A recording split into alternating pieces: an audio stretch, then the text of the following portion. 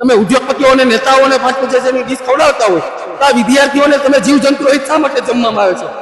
આ જાડી ચામડીના અધિકારીઓ વિદ્યાર્થીઓ, આ મધ્યમ અને ગરીબ પરિવારના વિદ્યાર્થીઓને જાણી જોઈને હેરાનગત કરી રહ્યા છે. 10 તારીખે વાઇબ્રન્ટ સમિટ રાજકોટમાં યોજાનાર છે. 5000ની થાળી સોનાના થાળીની અંદર પીરસવાના છે.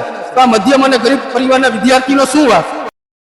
રાજકોટની સમરસ હોસ્ટેલ ખાતે વિદ્યાર્થીઓ દ્વારા ખરાબ જે ખોરાક આપવામાં આવે છે તેને અને અલગ અલગ મુદ્દાઓને લઈને વિરોધ કરવામાં આવી રહ્યો છે. રાત્રિના સમયે જે વિરોધ કરવામાં આવી રહ્યો છે જેના દ્રશ્યો દેખાડીશ કે ઓફિસની અંદર બેસીને જે વિદ્યાર્થીઓ છે તે ધરણા કરી રહ્યા છે ને સામે અધિકારી બેઠા છે. અધિકારીના ટેબલ ઉપર પણ વિદ્યાર્થીઓ દ્વારા છે તે પોસ્ટરો ફેંકવામાં આવ્યા હતા. બીજી તરફ પોલીસ છે તે અત્યારે અહીંયા હાજર છે. ખૂબ જ બહોળી સંખ્યામાં આ વિદ્યાર્થીઓ છે તે આ વિરોધ કરી રહ્યા છે.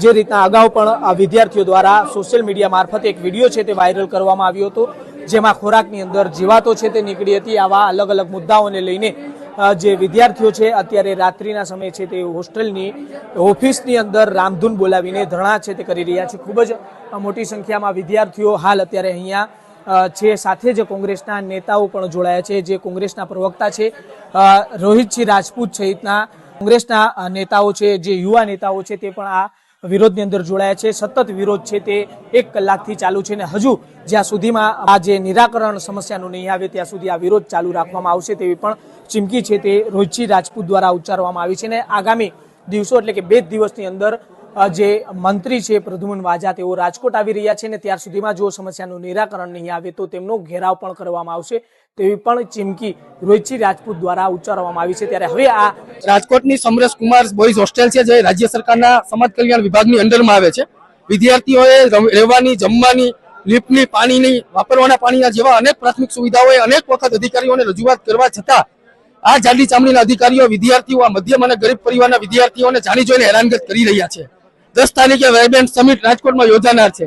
5000ની થાળી સોનાના થાળીની અંદર પીરસવાના છે. તો આ મધ્યમ અને ગરીબ પરિવારના વિદ્યાર્થીનો શું વાક? એના માતા પિતા ટેક્સ ભરે છે. તમે ઉદ્યોગપતિઓને નેતાઓને 5-50ની ડીશ ખવડાવતા હોય તો આ વિદ્યાર્થીઓને તમે જીવજંતુ રહિત શા માટે જમવામાં આવે છે?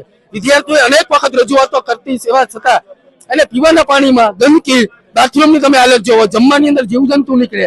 આ ગરીબ પરિવારના વિદ્યાર્થીઓ ગામડેથી પોતાની કારકિર્દી બનાવવા અર્થે આવ્યા હોય છે. મેં 2 દિવસ અગાઉ કલેક્ટર સાહેબને, સમાજ કલ્યાણ અધિકારીને આ હોસ્ટેલ જેની અંડરમાં આવે એના ડેપ્યુટી ડાયરેક્ટરને રજૂઆત કરી છે. તેમ છતાંય આજે જમવામાં હલકી કક્ષાનું જમવાનું આપ્યું છે. જાણી જોઈને બટેટા કાચા આપવામાં આવ્યા છે. રોટલી ખેંચી ખેંચીને તમે 3 જણા ચોટો ત્યારે રોટલી તૂટે. આ અધિકારીઓ પોતાના બાળકને આવું જમવાનું આપે છે? આ અધિકારીઓ જમે છે આવી કક્ષાનું જમી શકે? જાણી જોઈને વિદ્યાર્થીઓને ફૂડ પોઈઝનિંગ થાય એ કક્ષાનું જમવાનું આપવામાં આવે છે. આજે અમે વિદ્યાર્થીઓને સાથે રાખી અને ધરણા પર બેઠા છે. પરમ દિવસે સમાજ કલ્યાણના મંત્રી યુનિવર્સિટીમાં આવવાના છે.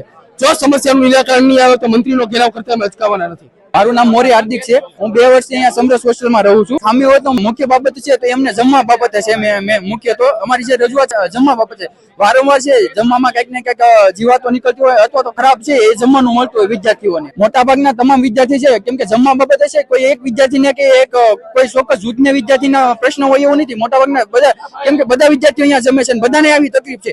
અહીંયા બધા વિદ્યાર્થીઓ છે અહીંયા રિવ્યુ બુકમાં રિવ્યુ પણ લખે છે પણ છતાં પણ એની ઉપર જે ચોક્કસ ઇમ્પ્લિમેન્ટ થવું જોઈએ એ ઇમ્પ્લિમેન્ટ થતું નથી. અમે આગામી દિવસોમાં વિદ્યાર્થીઓ અહીંયા આજે વારંવાર અમે રજૂઆત કરી. આ પેલા અગાઉ અમે છે મીડિયા સમક્ષ પણ અમારે જવું પડ્યું. રજૂઆત અહીંયા અમે કરી વારંવાર છતાં પણ અમારો અવાજ ના સાંભળવામાં આવ્યો. એટલા માટે થઈને અમારે આજે અહીંયા બેસવું પડ્યું બધા વિદ્યાર્થીઓને. સમરસ હોસ્ટેલના વિદ્યાર્થીઓના જે મુદ્દાઓ છે જેને લઈને તેઓ માંગ કરી રહ્યા છે તે ક્યારે સ્વીકારવામાં આવે છે તે જોવું અતિ મહત્વનું રહેશે. સાહિલ સપ્પા, અવર રાજકોટ, રાજકોટ.